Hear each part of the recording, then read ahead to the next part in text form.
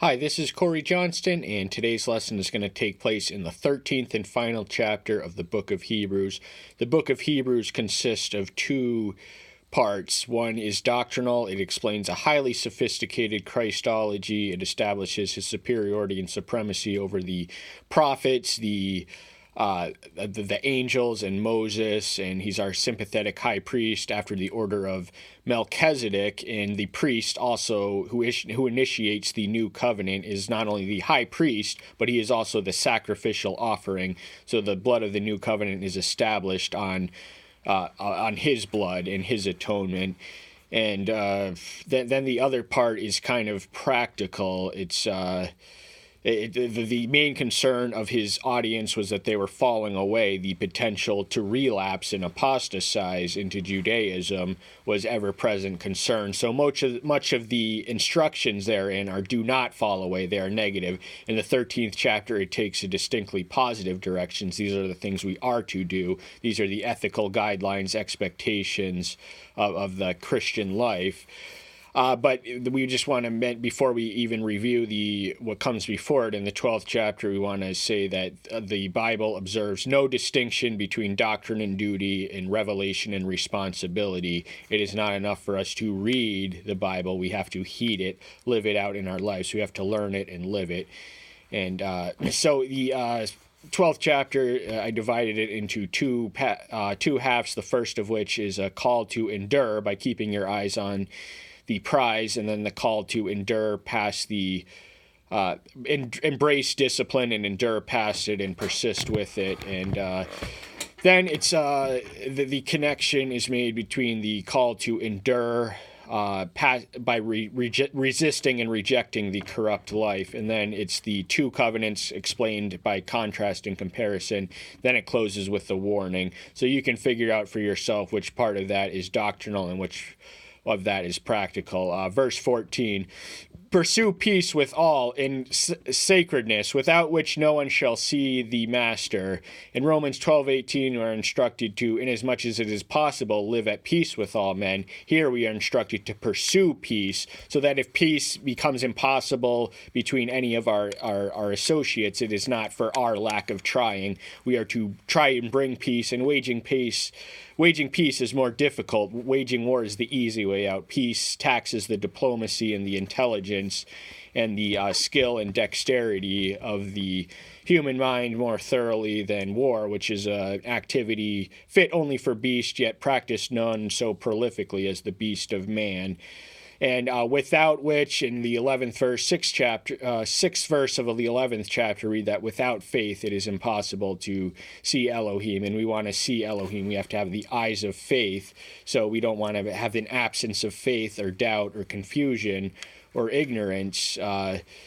And we also want to be sacred because he is sacred. Be ye sacred, for I am sacred. See to it that no one falls short of the grace of Elohim, that no root of bitterness springing up causes trouble, by which might many become defiled. So this is an instruction to individuals to watch out for other individuals, the ones they see falling away and coming short, not living up to the conditions which procures the grace of Elohim. Because even after all we do to satisfy those conditions, we truly do not deserve it. But bitterness is animosity, envy, just pettiness, and this is a spiritual sickness, the source of woes and troubles and commotion, and you don't want to become defiled by the negative antagonistic spirit.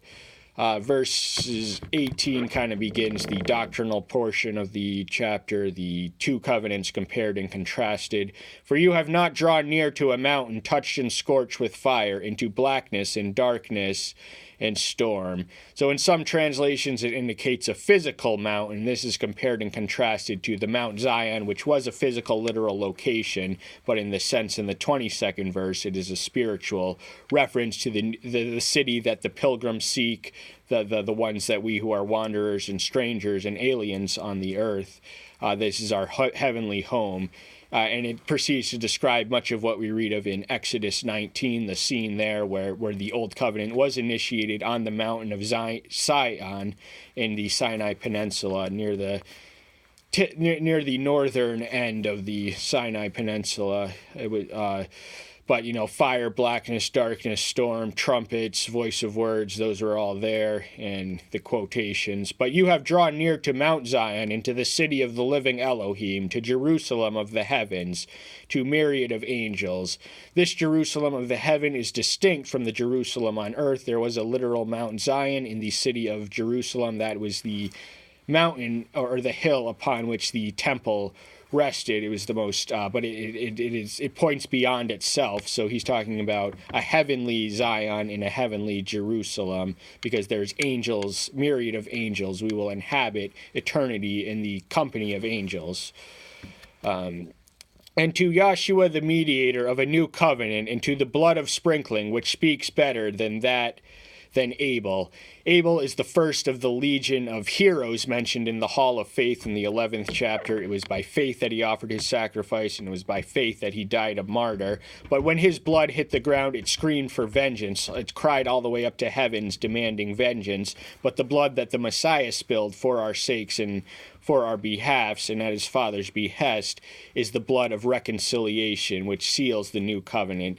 We are bridged, the chasm which separates us from our Maker is bridged through his blood. Take heed not to refuse the one speaking, for if those did not escape, those who refuse the warning on earth, much less we who turn away from him from the heavens. So the potentiality to listen but not learn, to not live it, learn it, and to neglect and ignore the voice who is speaking. This is communicated in the 3rd chapter, which quotes, and the 4th chapter, which references the 95th Psalm, harden not your hearts in the day of Meribah. So they had the voice, but they didn't make the most of it. And he's telling the Hebrews that the voice of divinity which echoes, he speaks to his people in various times in sundry ways, he says in the introductory verse of the opening chapter.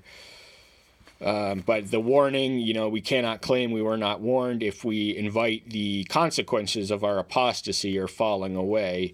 And we are abandoning and neglecting nothing less than the one in heaven, and by connection, our heavenly station. Verse 28, therefore, receiving an unshakable kingdom, let us hold the grace through which we serve Elohim pleasingly with reverence and awe. For indeed, our Elohim is a consuming fire. So we learn 2 things, the first of which is in the 28th verse, that our kingdom is enduring, it is unshakable, incorruptible, undiminishable, perfect and eternal, and not subject to decay, corruption, or our death. That is the kingdom we will inherit. So let us hold on to the grace, and we serve Elohim pleasingly. Now, without faith, it is impossible to please Elohim. Ergo, we must exercise faith while we are serving him. Everything we must do must be rooted in and motivated by faith. It has to be a faith we obey because we are faithful, not because we are fearful. But with reverence and awe, this is the appropriate attitude and approach that we can adjust to the one whom we serve.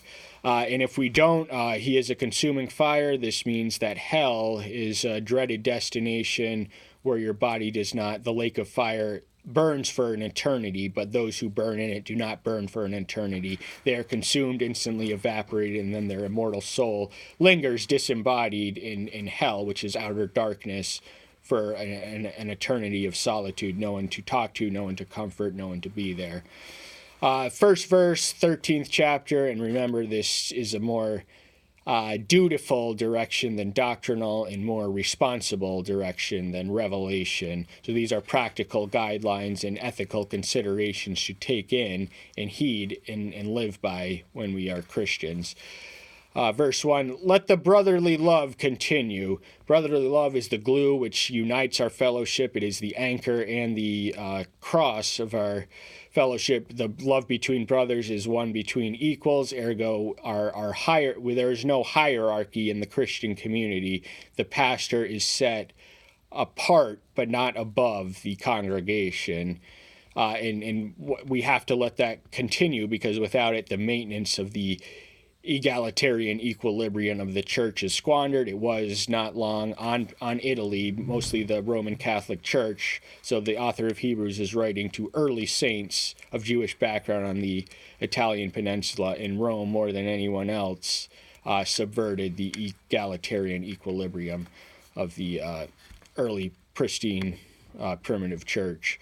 Do not forget to receive strangers, for by so doing, some have unwittingly entertained angels. He's writing to a Jewish background audience. They would have been familiar with the Old Testament. They would have known that Abraham entertained an angel unaware in Genesis 18. So did Gideon in the 6th chapter of Judges, as did Manoah, the father of Samson, in the 13th chapter of Judges. So if it could happen to them, it could happen to you. So, hospitality is the basic extension and function. And in the ancient world, it would have been a more prized premium. There weren't a whole lot of Motel 6s when you went somewhere and traveled.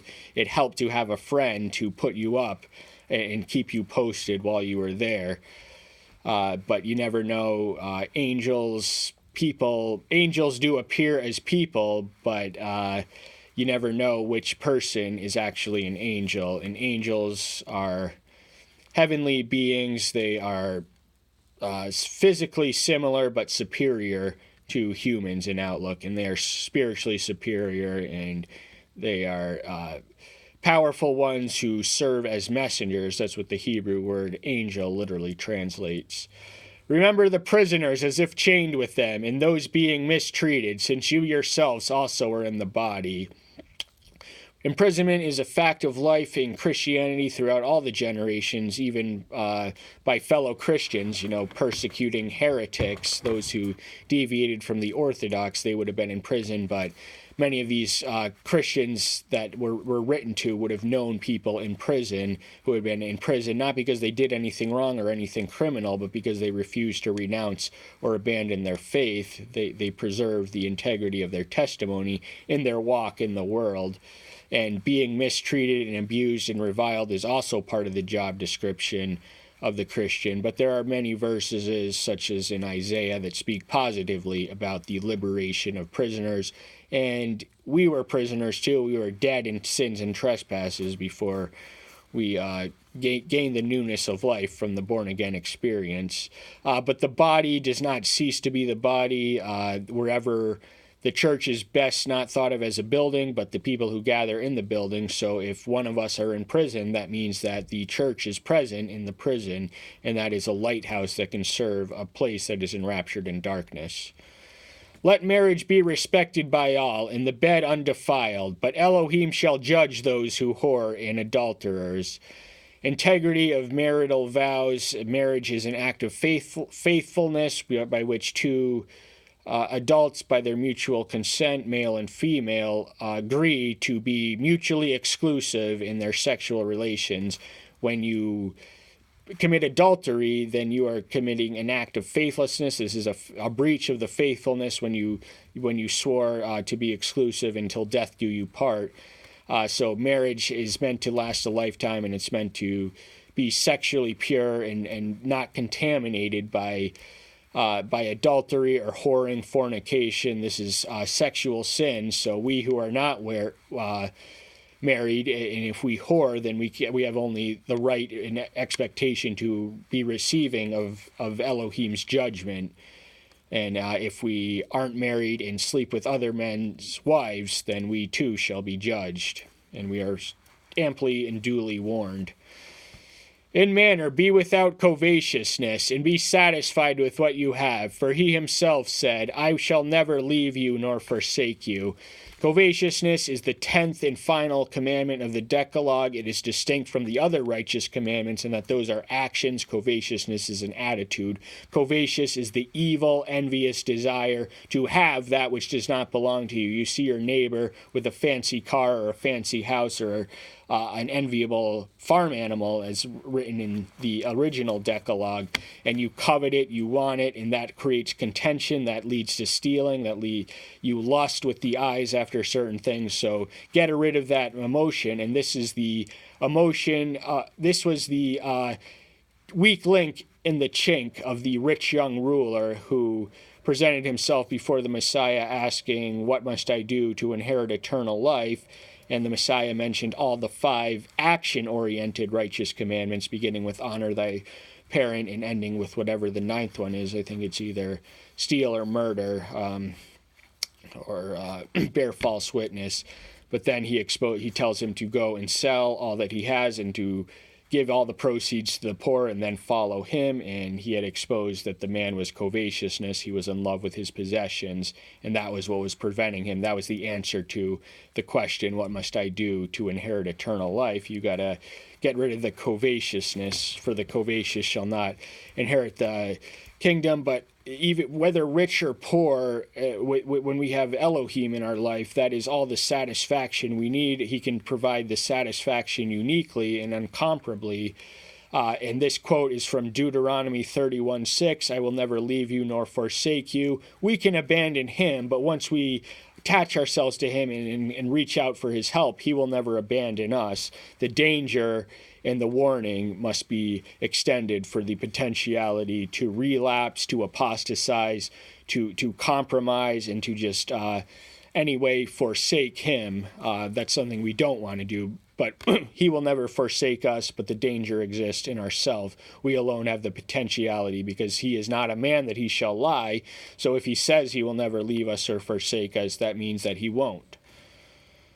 But, how many times did the Hebrews in Joshua's generation express their desire to live by the law, and then by the period of Judges, they'd succumb to idolatry and apostasy and foreign domination. So that we boldly say, Yahweh is my helper. I did not fear what man shall do to me. This is from Psalm 118. And when Yahweh is your helper, that means you have a powerful and strong ally, an omnipotent ally, before which no enemy, circumstance, or situation is helpless before him who is the helper. He can overcome it and vanquish if he wills it.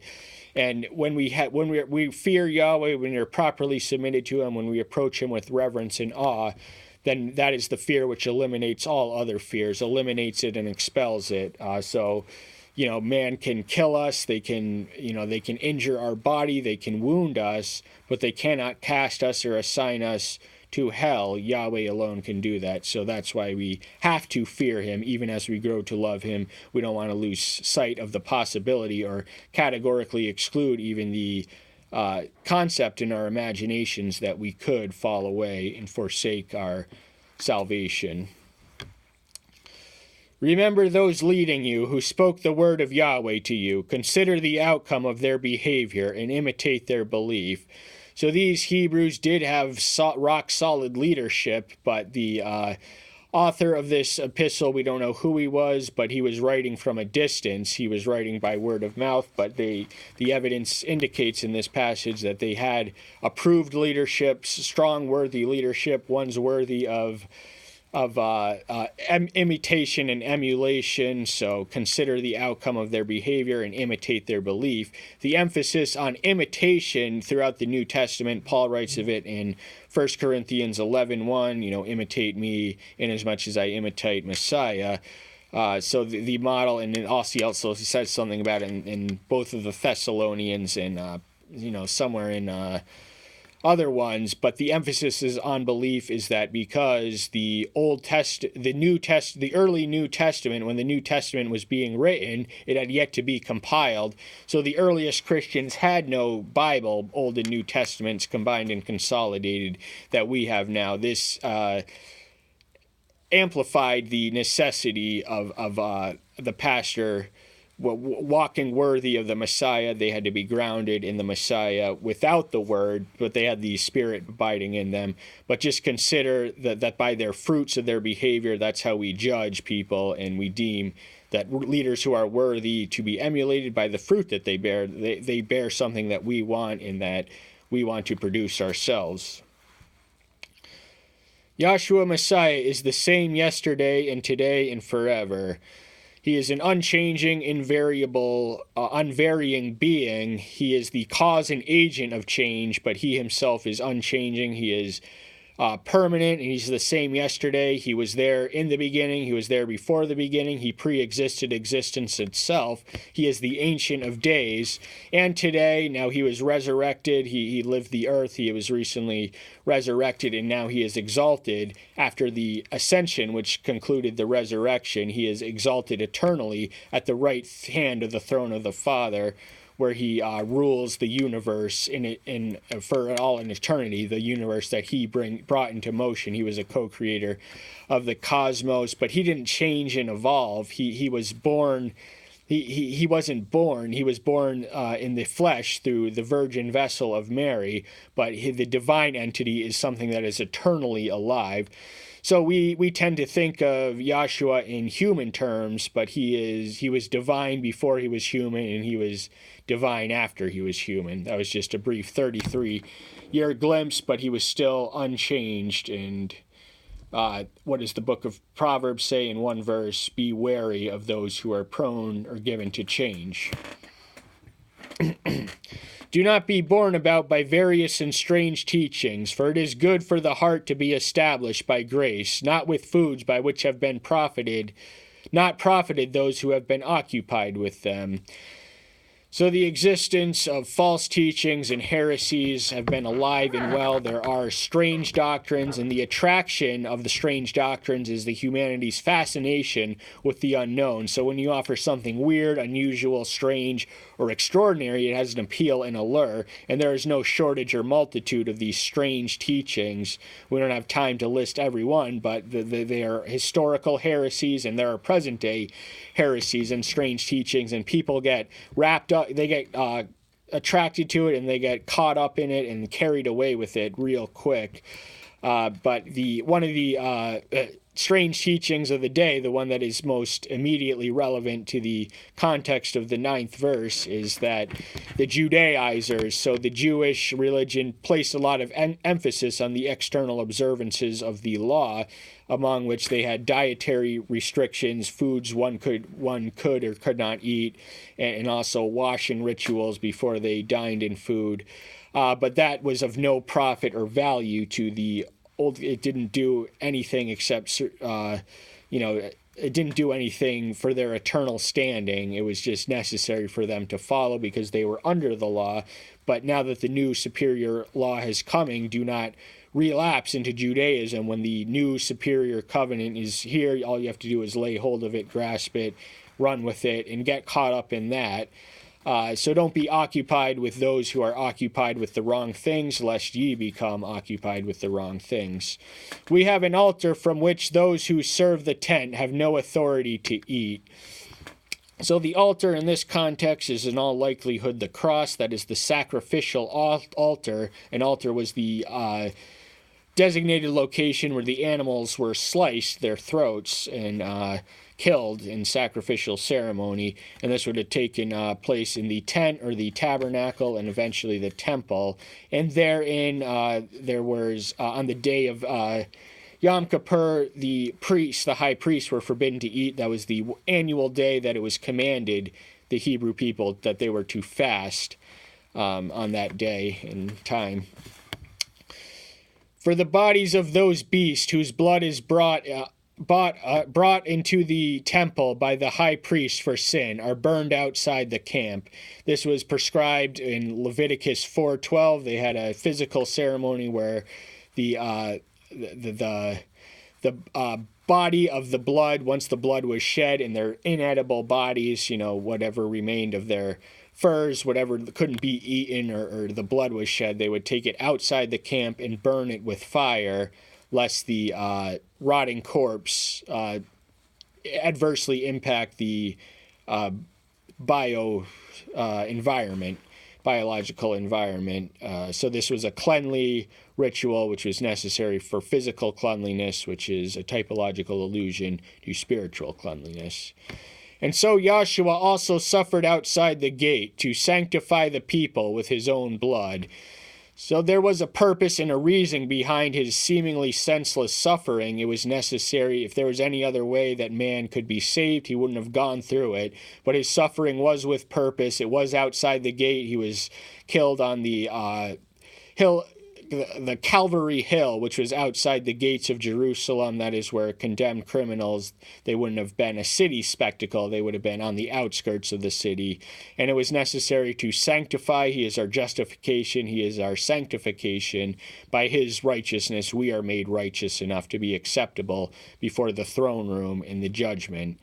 and it's through his own blood. And any sacrifice we make, we are not saved by our sacrifices for him, although we are called to sacrifice en route to our heavenly destination. And we are not saved by our promises to him. We are saved by his promises to us and his sacrifice for us. Let us then go to him outside the camp, bearing his reproach.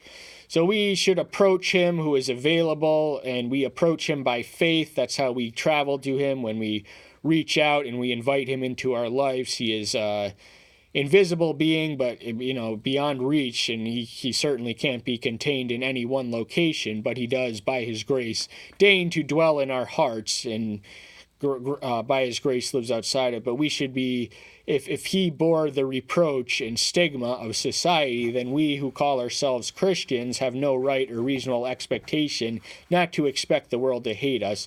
If we are living righteously and in accordance to true Christianity, the world will not like you. We can be man-pleasers or we could be God-pleasers. And in the final and ultimate analysis, our estimation and approval by Elohim counts exponentially more than the fleeting, vain, and vanishing judgments of men.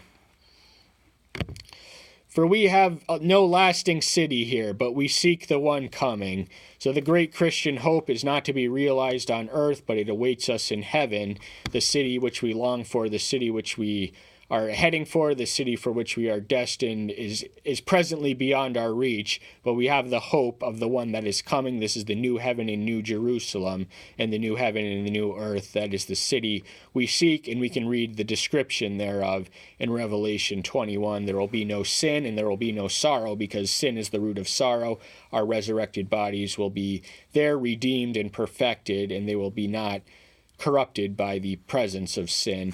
And that's all we're going to take it up today. This is the conclusion of a paragraph. The original arrangement of the Bible is in paragraph form. It wasn't until 1328 that the Latin Vulgate introduced the chapter and verses, but 14th verse does mark an end of the paragraph. We'll pick this up sometime soon. That's all the time we have for right now. Thank you so much. I'm so glad you're here. Stay tuned until next time. I'll see you then. Bye-bye.